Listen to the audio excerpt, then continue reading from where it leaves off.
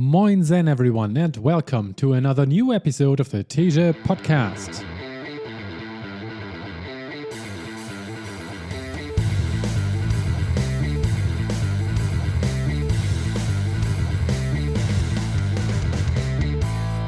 Chicago Marathon, the odd one out of the three world majors in the United States.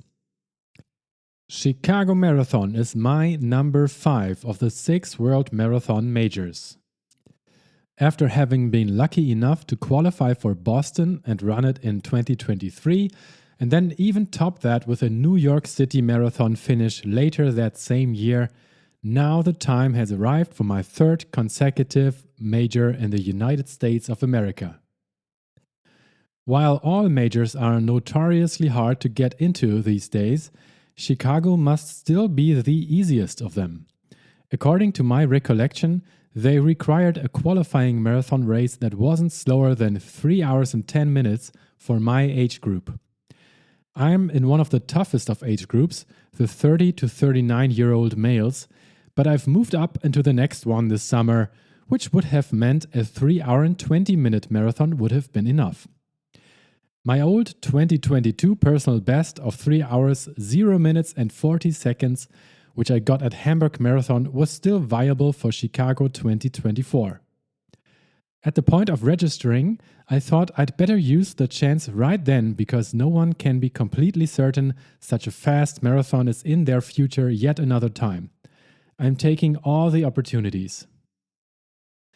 The 6 world marathon majors are Berlin, London, Boston, New York City, Chicago, and Tokyo. All of them have significance attached to them and were therefore included by that organizing body. Berlin has been host to countless world records because it's one of the fastest courses in the world. The city also represents the connection between the global East and West, having been divided after World War II and playing a major role during the Cold War that followed. London is the economic center of Europe and has made a cultural impact on almost any part of the world during the hundreds of years when the British Empire sailed around colonizing all it could. One of the consequences of it is that I write this blog in the English language. Also, the exact marathon distance of 26.2 miles was first established for the London Olympics in 1908.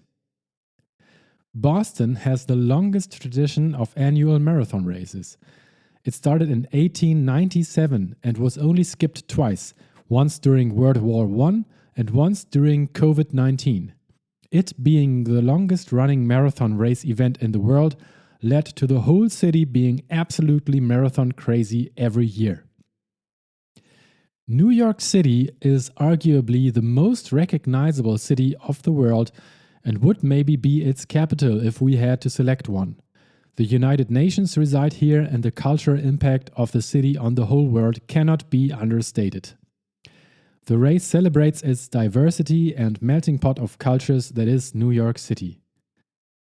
Tokyo has for a long time been the world's largest city and still is among the most populated ones. It's a dignified metropolis and people from all over the world respect its individual culture. Having another part of the world in the mix in addition to Europe and the USA was certainly also an important point when including it back in 2013. But what about Chicago? Yes, it's a huge city and many people all over the world are aware of its existence. But other than that, why is there a 3rd world major in the United States? The question was on my mind before and during the trip, and I'm afraid to say the answer I found disappointed me.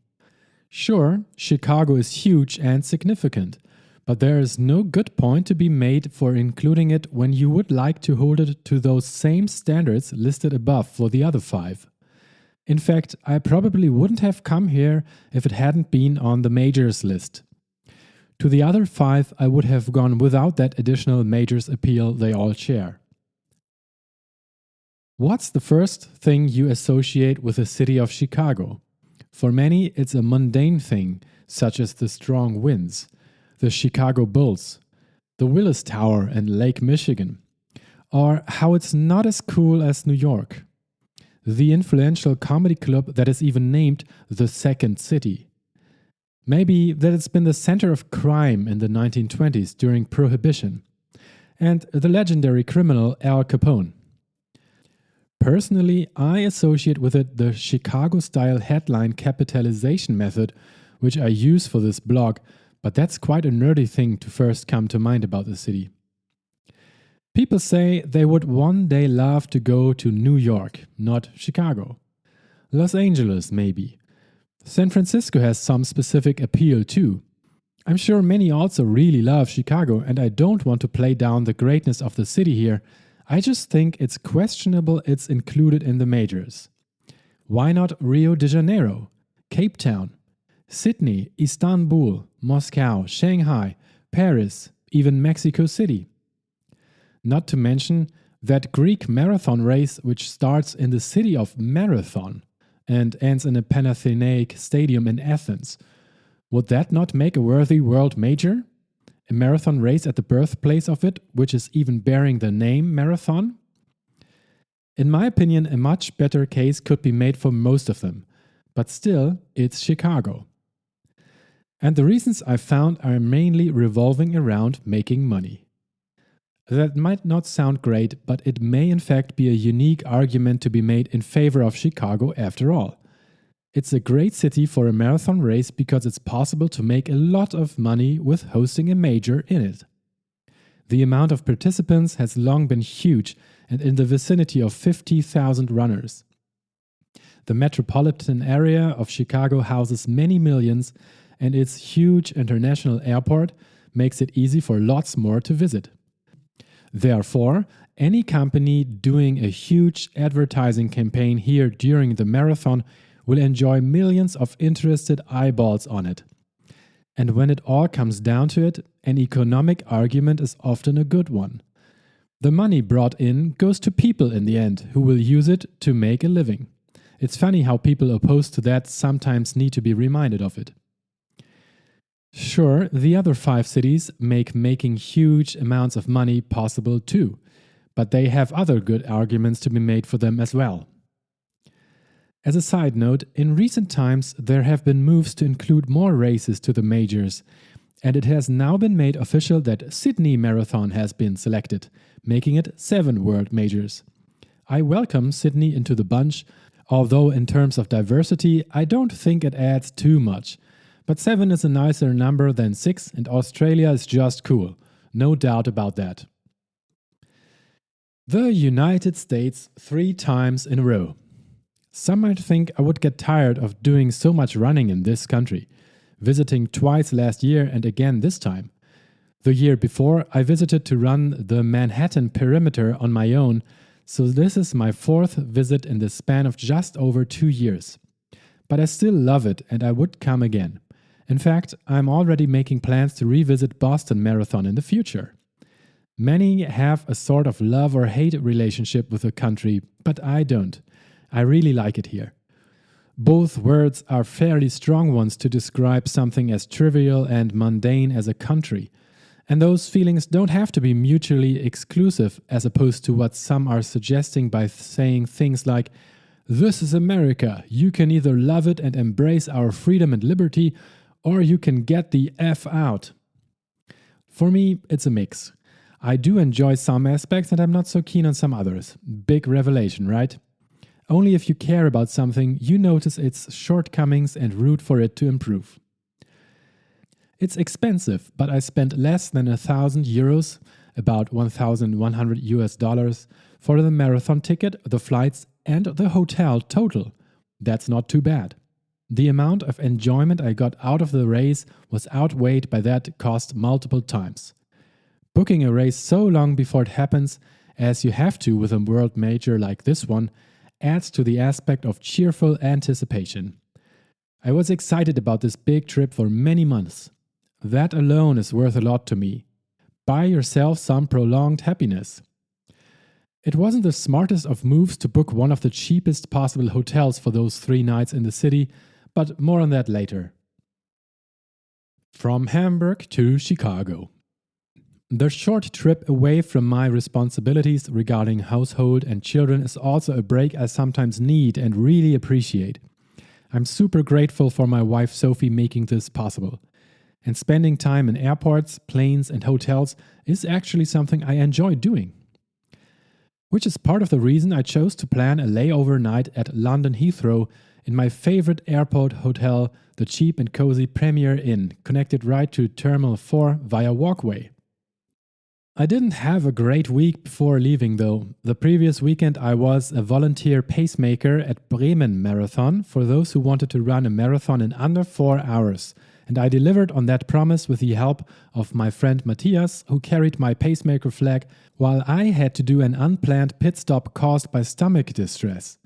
I had been slightly sick on that day and recovery wasn't aided by running that marathon.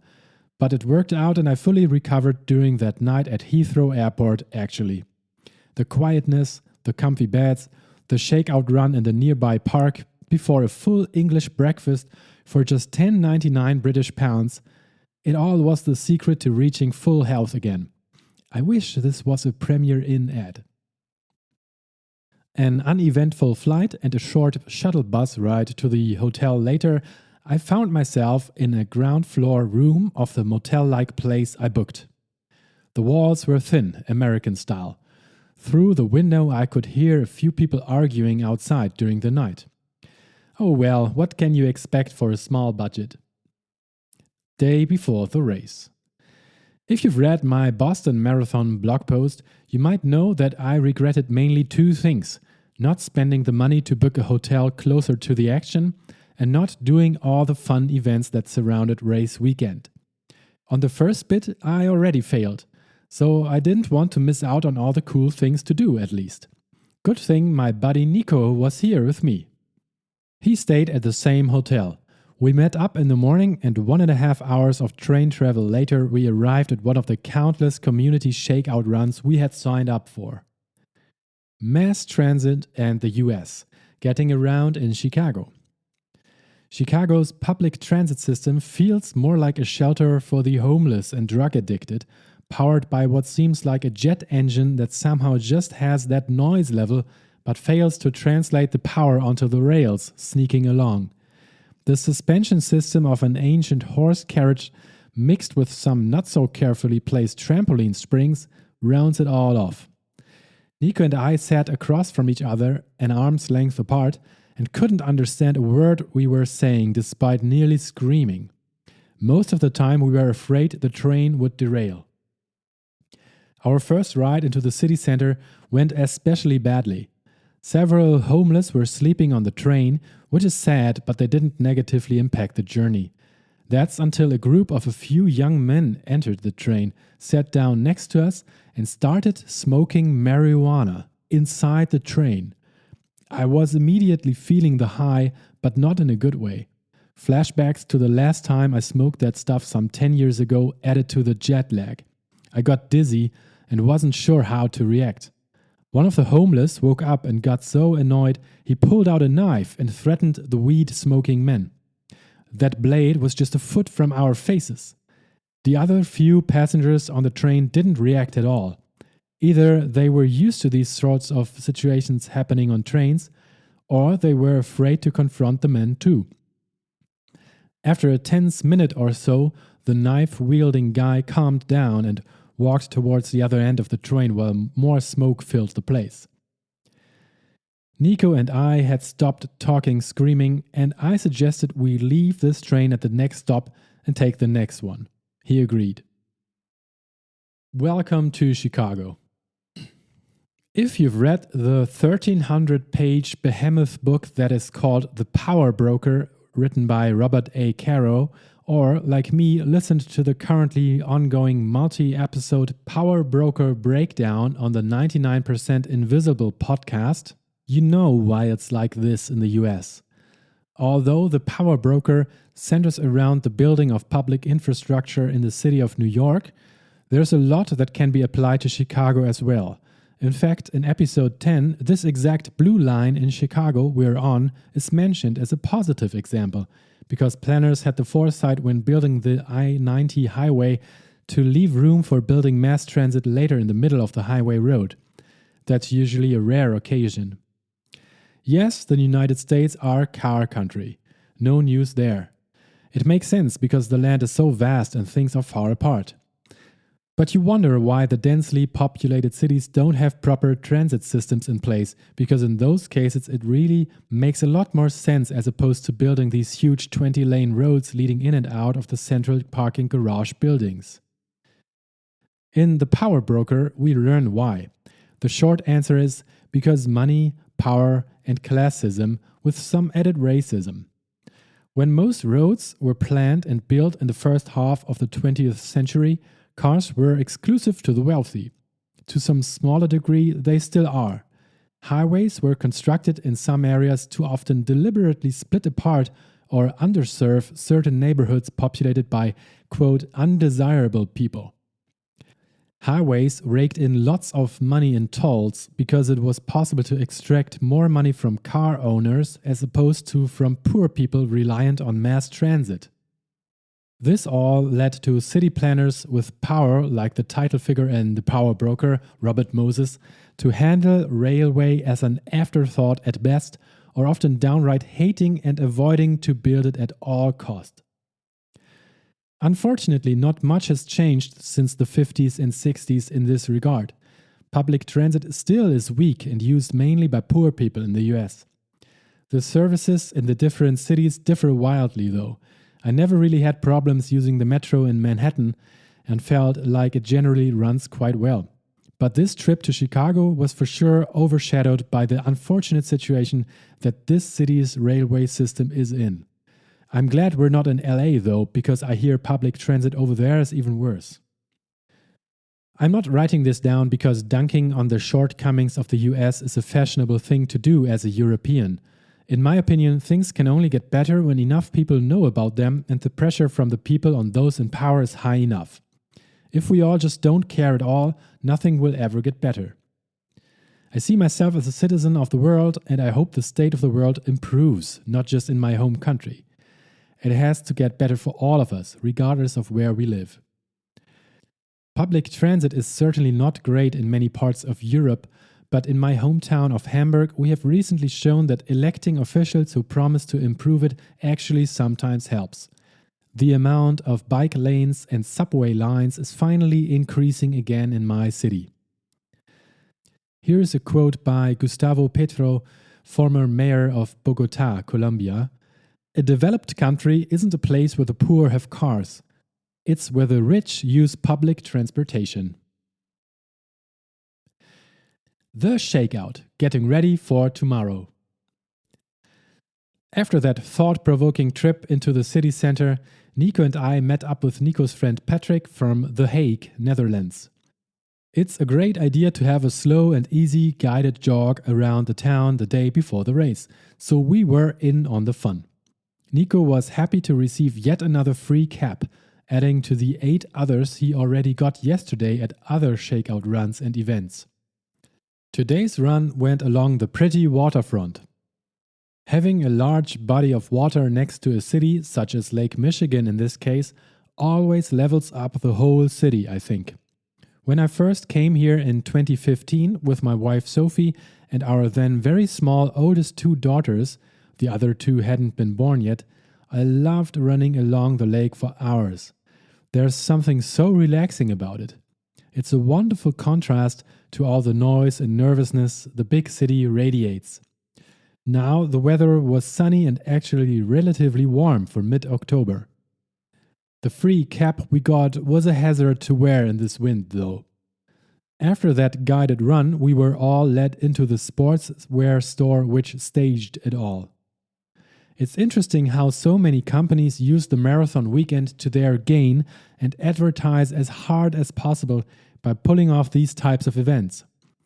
We got to test out some new running shoes, enjoyed free food and drinks, took part in a sweepstakes, and received yet another trucker cap personally airbrushed with our names on it. I was wondering if all these expenses justified the gains experienced afterwards by the companies. It can certainly be stated that there's not much of a middle ground. People do it big over here or not at all. I respect that, and I have often envied that mindset. People in decision-making positions in comparable companies here in Germany are a lot more timid and shy away from ideas which seem a bit over the top at first sight. Big ideas are a lot more fun, and failure is the best teacher. Trying out public transportation alternatives. The plan was to pick up my bib number at the big race expo, but I stupidly forgot my passport at the hotel, a mere 1.5 hours of traveling away from where we currently were, in the city center. The thought of spending another 3 unnecessary hours in these trains here made me regret that cheap choice of hotel even more. But first, Nico and I decided to do some cool stuff. Having some Chicago deep dish pizza, visit the Magnificent Mile, go to the Hoka and Nike stores, and stroll down the river walk along Chicago River. In order to do that hotel round trip, I checked out some options. There weren't many, but a viable one seemed to be using a Lyft cab. Of course, the highways were congested despite their incredible amount of lanes. You build new lanes, more cars will come. Over 3 hours later, and with more than $100 less to my name for the fares, I finally arrived at the bib pickup site, McCormick Place Lakeside Center, clutching my valuable passport, the ticket to receiving my bib number. That's more like it. I like these big marathon expos. All the running-related stuff to explore. The building felt very run down and dirty though. Compared to Javits Center in New York City, this didn't exactly take my breath away. But that's not what I've come here for, of course. With a lot of free giveaway stuff in my race number bag, I made my way back towards somewhere. I wasn't exactly sure what to do now. The thought of another 2-hour trip back to the hotel or the $70 Lyft cab alternative that's diminishing that time span by a tiny percentage both didn't appear very appealing to me right now. So I walked along Lake Michigan next to Grant Park, the main site of tomorrow's race. Everything has already been fenced off and looks like it's ready to go. The excitement is mounting in me. At the end of the day, it was inevitable. I had to get to the hotel at some point. I went through with another public transit trip that took as long as traveling from Hamburg to Berlin in our German ICE high-speed train, which is almost exactly 10 times the distance. Maybe one day there will be a change of mind and building out public transport will be a priority again in the US. I hope so for the sake of everyone living here and visiting. Nico and I had some carbs at the only place that served food in the vicinity, Subway. That's fine. It plays into our hands that we're still a bit jet-lagged now because the race tomorrow and especially our position here near the O'Hare Airport require a 3:30 a.m. alarm clock. Day of the race. Of course, I wake up 10 minutes before the alarm goes off. I'm just so excited the day is here. All of the pre-race stuff is checked off. We've made it so far already. A quick coffee at Nico's hotel room. Only the long journey into the city center is still standing in our way, but even that worked out fine today. The Blue Line had more like-minded marathon runners occupying it today and fewer knife-swinging criminals. It's a good day. The recommended time of arrival at the starting area for our starting wave was 5:30 a.m. So naturally, we arrived at 5:20 a.m. You can't take our Germanness out of us. The security check at the starting area gates is relaxed apart from the metal detectors. All good. It's quite early in the day, maybe that's why we weren't objected to individual strip searches. And we're in. Now, not much is left to go wrong. It's still not crowded here. As fast runners, Nico and I were both assigned to the first of all starting waves, scheduled to leave at 7:30 a.m. We've got 2 hours to kill. Although there are around 50,000 runners expected, who all need to go through these fenced paths and find their starting corrals after handing off their finish line gear bags, it's looking like there won't be any problems here. The event is flawless so far. That's not a given. Still, you have to wonder why you are asked to arrive a whole 2 hours before the start. 1 hour would have been plenty, especially since everything went so smoothly. Hanging around, taking photos, and joking with Nico made the time fly by and the excitement for the race grow some more. Because of the long waiting time, we had brought breakfast: donuts, cereal bars, the first energy gels of the day, a bottle of Gatorade. Getting into the groove. The sun rises. It's looking like a cloudy day. Not too hot, not too cold. Perfect marathon conditions. Nico and I then said our goodbyes and moved into the separate corrals of our starting wave.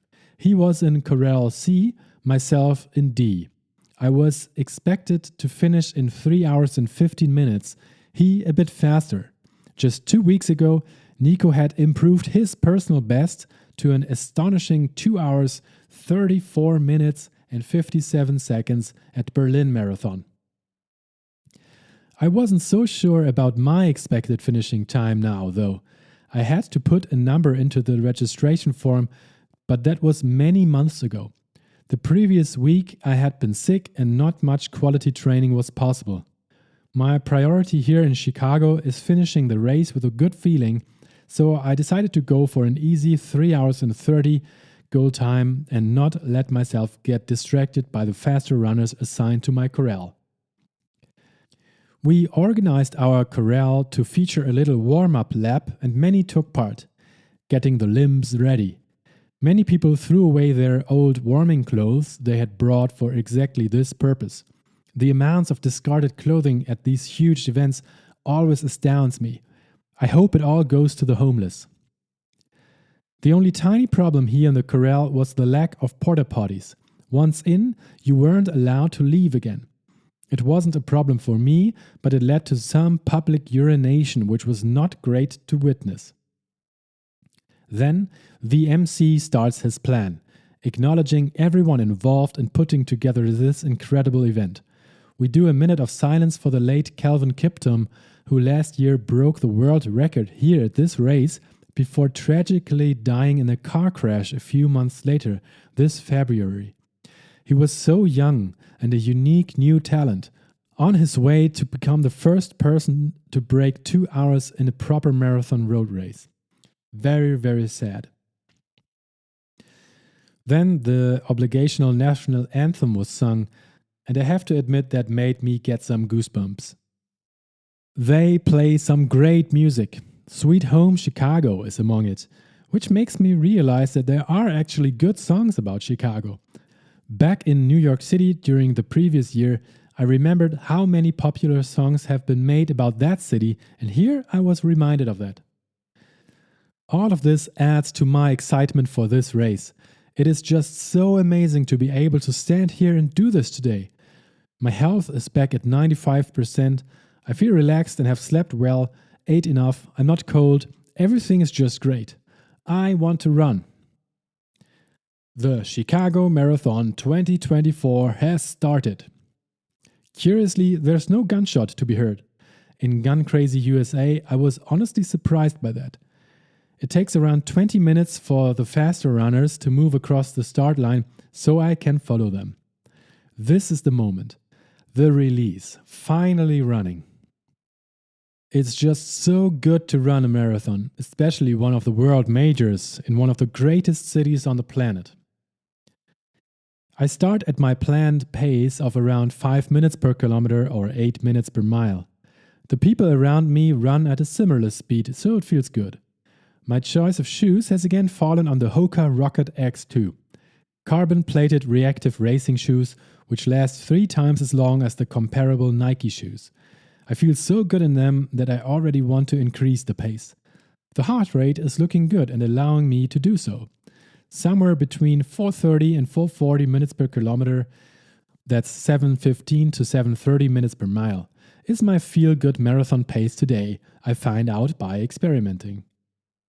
My rule of thumb is if you still feel like posing for the cameras like an idiot, you can probably keep that pace for a few more hours. Right from the beginning, the Americans and fellow tourists create an atmosphere that is so enjoyable I feel very welcome here. The noise is high at most points. People scream at everyone, and not just their own family and friends. I like that about the US.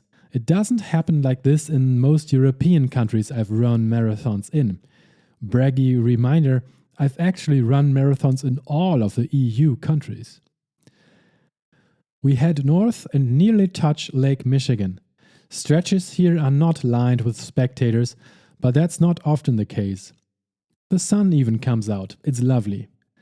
I do like it how there are some streets which are more quiet and then you run into a huge crowd again. Apart from the obligatory noises such as woo and go, people most often scream things like you got this or you're doing amazing at the top of their lungs. Big emotions. I see a handful of spectators crying even. It looked like they were overwhelmed, and my guess is they just witnessed a loved one coming by and knew how happy it made them to be able to run this race today. I also sometimes get emotional in similar situations when seeing someone overcome a big hurdle and rising up to a challenge they have set for themselves. Last time that happened was when I saw Laura Lindemann surprisingly outsprint the incredible Taylor Knibb and Beth Potter to take home gold in the mixed team relay triathlon at the Paris Olympics. Right in front of me, I notice a guy with a bib on his back showing that today's Chicago Marathon is his 6th of the 6 world majors. That causes a short burst of goosebumps in me as well. What a day he is having! It's just such a long and intensive journey to reach that point. I'm doing rather well myself, really taking it all in. A pacemaker runner appears carrying the 3:20 hours sign.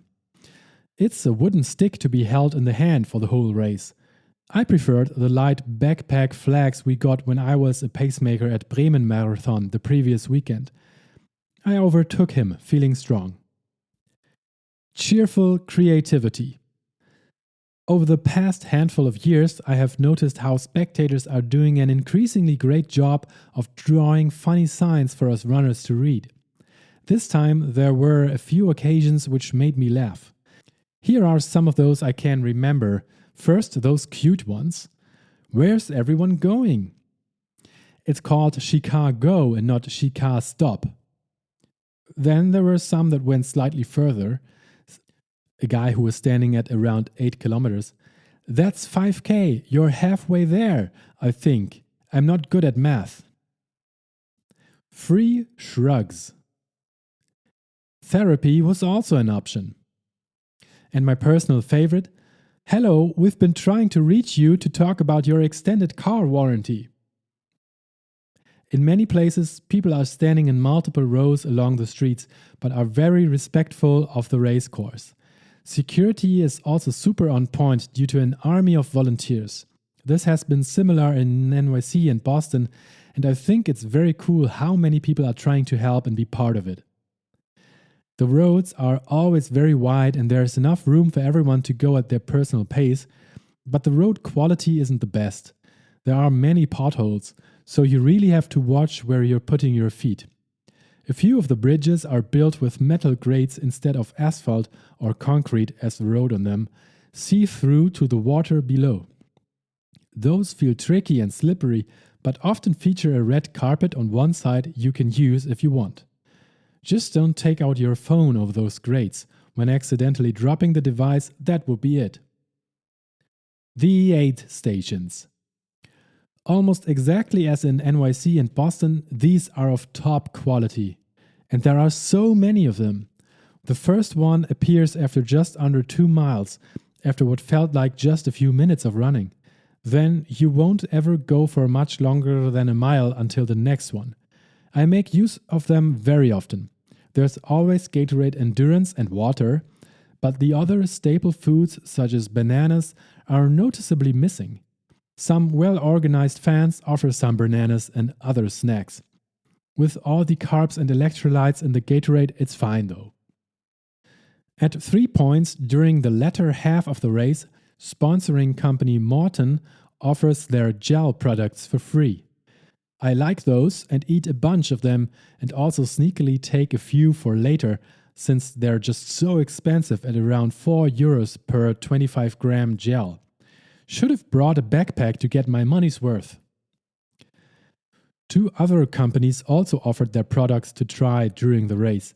First, there was BioFreeze, creators of a cooling spray for sore muscles.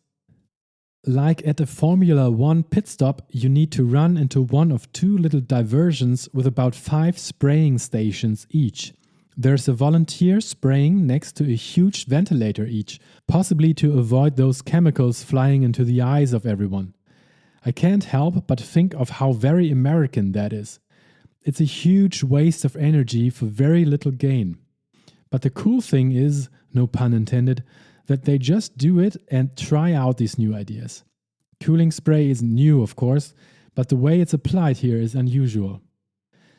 Then we have renowned bottled water company Evian with a completely pointless idea.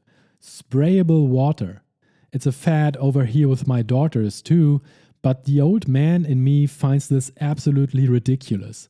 It's just plain water in a spray can. Volunteers spray it in your face if you like. Peak BS. Take a cup of water at the next aid station. You can't blame them for not trying though, and as stated, I do appreciate the new ideas. In general, this race is really great. The course is flat and easy, crowds are great, aid stations leave not much to be desired, and the unchangeable factors such as the weather played nicely today too.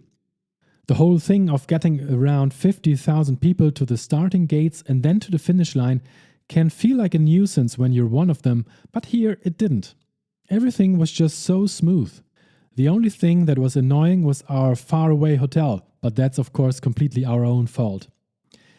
In New York, the waiting area before the start was a bit better with free bagels and coffee, an awesome view, and even some therapy dogs for those nervous ones of us. But I would call that all just the cherry on top. Chicago delivered an absolute top-notch race here so far. Maybe that's enough to warrant that major spot. Relentless optimism. I recently heard extreme endurance athlete Jonas Deichmann say that the most important thing to help him achieve great things is what he called relentless optimism. This summer, the guy broke the world record and did 120 long-distance triathlons in 120 days. Before, he ran and biked through the whole world multiple times, breaking many other records. A positive attitude and the belief that he will be able to accomplish what he sets out to do is making it possible. For me, just finishing a marathon race isn't a huge achievement anymore, but for many others here, it is. I remember that feeling well, and so I am very empathetic to it. A few times now I've chosen to radiate some more positivity to inspire that optimism in others with a very simple gesture: wearing my awesome Hawaiian shirt. You've seen it on the pictures maybe. It never fails to make people smile. Here in Chicago, people especially loved it and made so many nice comments. I think it lifts people up and gives this otherwise quite serious athletic undertaking a certain lighter edge. Former world record holder Eliud Kipchoge says that with a smile everything is easier. Today I also did really well. I was able to keep that relatively fast pace up. Naturally, over the course of the race, the heart rate will slowly rise up in what's called the cardiovascular drift. It was fine though. At around 35 kilometers, 22 miles, I cracked the 85% of my maximum mark, and that's right where I'm starting to get uncomfortable. I did some calculations in my head if a time under 3 hours and 15 minutes would still be possible, but landed on the conclusion that it would require more effort than I was able and willing to spend. The next best thing would be to make it my personal best marathon major. So far I have done all previous 4 majors faster than the one before. Keeping that up would be cool. Berlin in 2013, I ran in 4 hours and 17 minutes and 2 seconds. London in 2015, I ran in 4 hours, 0 minutes and 48 seconds. Boston in 2023, 3 hours, 22 minutes, 36 seconds. New York City in 2023, 3 hours, 18 minutes and 28 seconds. Landing under 3 hours and 18 minutes should be well within reach without going crazy now and risking it all. My main goal here is making it to the finish line in one piece and with enough energy left to enjoy the rest of the day in this city to the fullest. So that seems like a good idea. The western loop through Chinatown was a welcome change of surroundings. Back to the city center, we only had one loop left to do, the southern one.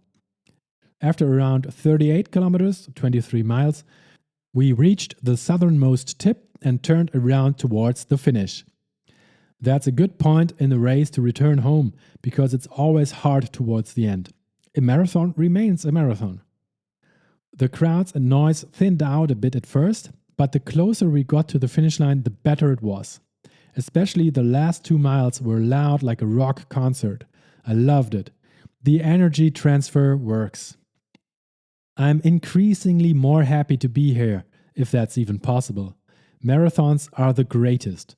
One last push and then a right turn reveals a tricky little uphill stretch at the beginning of Grant Park, requiring an even bigger push to get up there.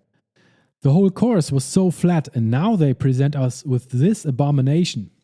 Just kidding, of course. Left turn at the top and there's the finish line view.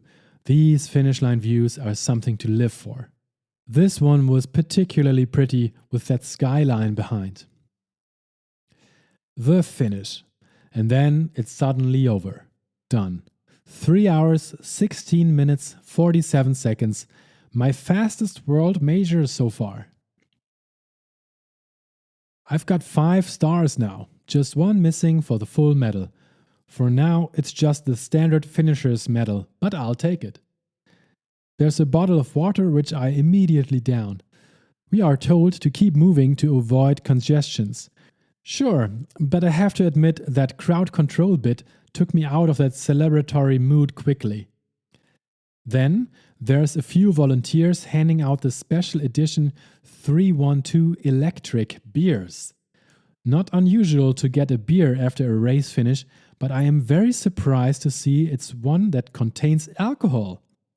It's always zero alcohol ones. Here they've put in some electrolytes and an enthusiastic volunteer exclaims that that's what the power of science is able to do today. Beer with alcohol and electrolytes. What a world we're living in.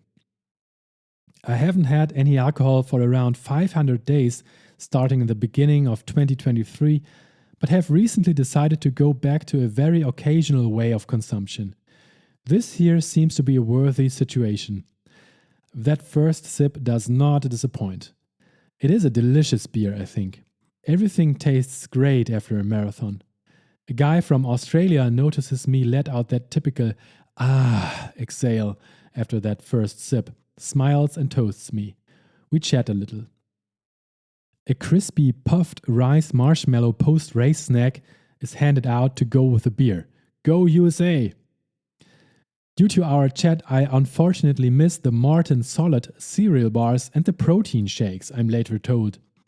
Those would have been good.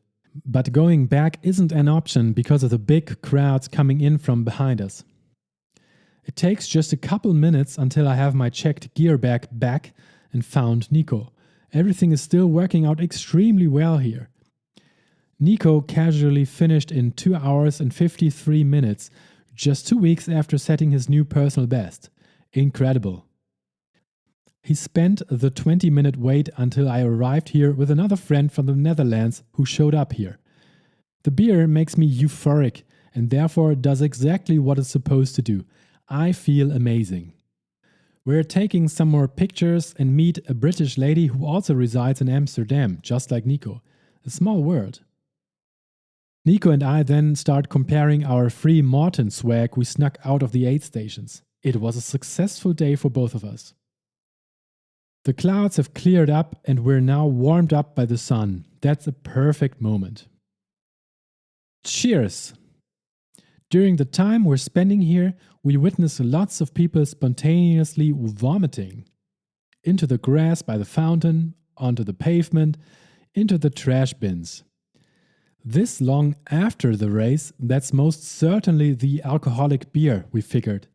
Puking during races is not unusual, but that's because of the high heart rate, which leaves no blood for the stomach and intestines to properly digest. It must have been the alcohol. I think there's a reason why it's zero alcohol beers at almost all other races. But it seems like those people aren't suffering too much from it. And I simply find it hilarious right now, really enjoying my rare beer high. The race staff should probably think this over for the next year though. It's very rare that people have experience with running and drinking alcohol, and they're just handing out 50,000 large beers to them. In order to learn more about beer and running, I'd recommend signing up to Nico's and my next event, the Munich Breweries Ultra. The run is an 80k, 50 miles, visiting all 7 Munich breweries and having a beer each. It's lots of fun. The big difference is we're running slowly and not racing it. That way the alcohol is no problem. Most people here, on the other hand, have just gone all out and are on the verge of collapse already. Then the next highlight, the 27th mile party. It has been a great day already and I'm super happy, but this just puts it over the top. There is a big meadow next to the finish line area, still part of Grand Park, where lots of booths have been put up. Mostly it's from sponsors who are promoting their products. There's music, you can hang out, get another free beer, and lots of other free samples, such as a box of hot mac and cheese to go. There are more sweepstakes to win stuff, and the atmosphere is very relaxed. Brilliant idea. It's a bit like that finish line area at Rennsteiglauf, which is also amazing. Hanging out here in the sun, talking with Nico, eating and drinking. A win-win for us and all the brands involved. Here at the latest, I'm fully convinced Chicago is a deserving member of the World Marathon Majors. It's just an exceptionally great race, nothing less. Sure, here and there things could have been slightly optimized, but that's always the case. I am completely happy about having traveled the long way over here to run Chicago Marathon. Worth it. We find out that today another world record was broken. Ruth Chepngetich set the new women's world record to 2 hours 9 minutes and 56 seconds, nearly 2 minutes faster than the previous record. This now moved both the men's and the women's world record away from Berlin to Chicago. So is Chicago the faster race? It definitely is an easy course, and with good weather conditions like today, it's well suited for that. It's hard to compare though, because my Berlin race is over 10 years ago. For a professional, I don't think it makes much of a difference. Chepngetich would possibly also be able to run that in Berlin. But my feeling is that for an amateur like me to go for a new personal best, Berlin is better suited. The reason is that while both races have around 50,000 participants, in Berlin it's a lot less of a problem to make it to the starting line in the morning. You don't have to arrive 2 hours early. 2 weeks ago, Nico arrived there less than an hour before and it was no problem at all. And with public transportation, you can get there from anywhere in the city easily and quickly. That's a lot less stress and possible problems right before you want to give it everything you've got. Procrastinating the long way home.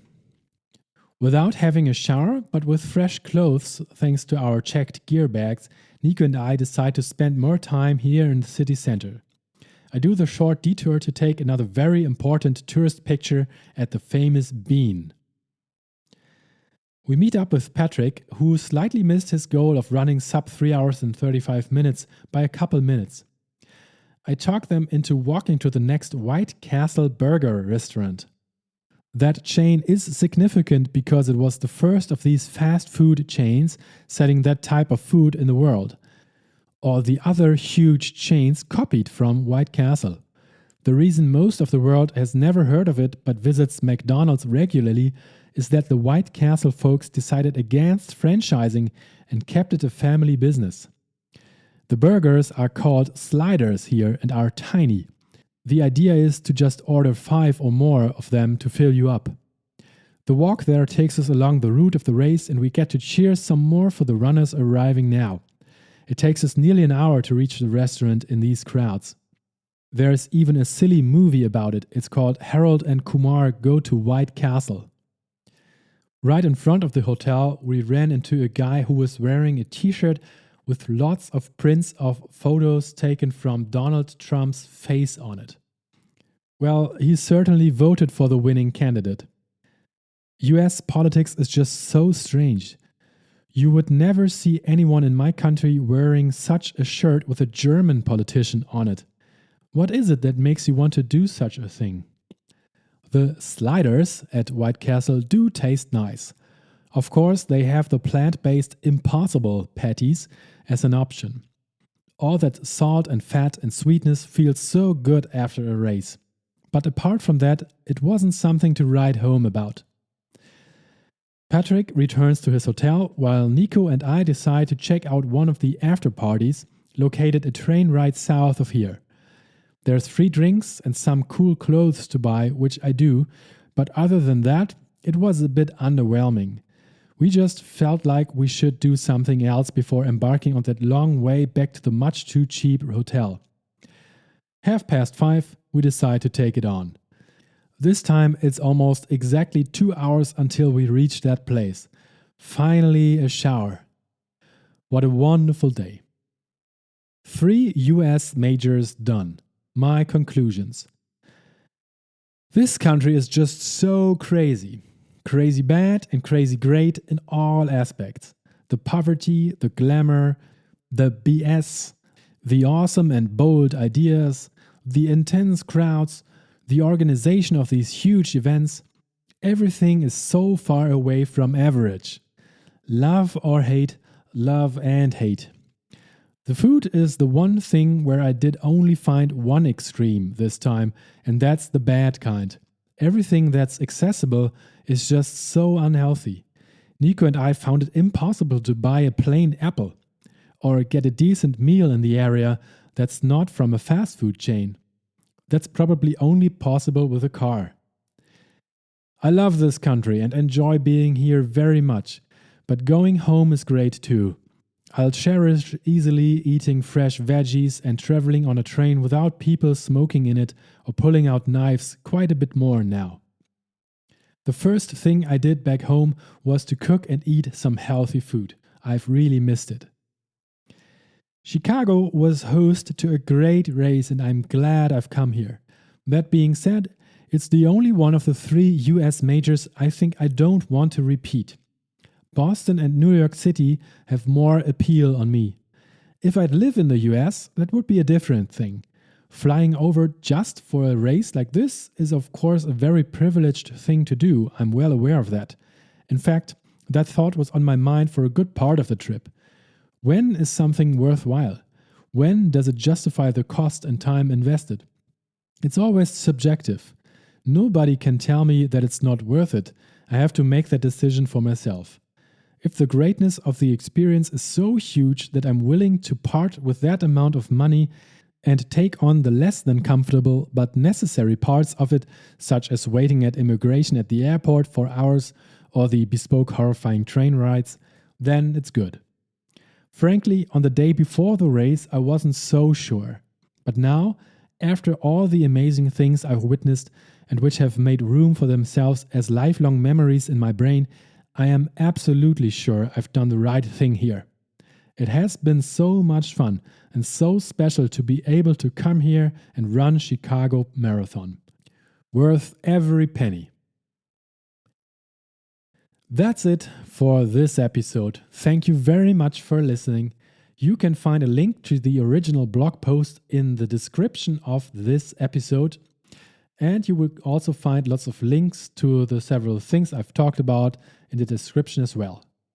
If you enjoyed this, please consider sharing it with someone, maybe someone that's interested in running the Chicago Marathon themselves. Thanks again very much for listening. All the best to you, have a great day, and bye-bye.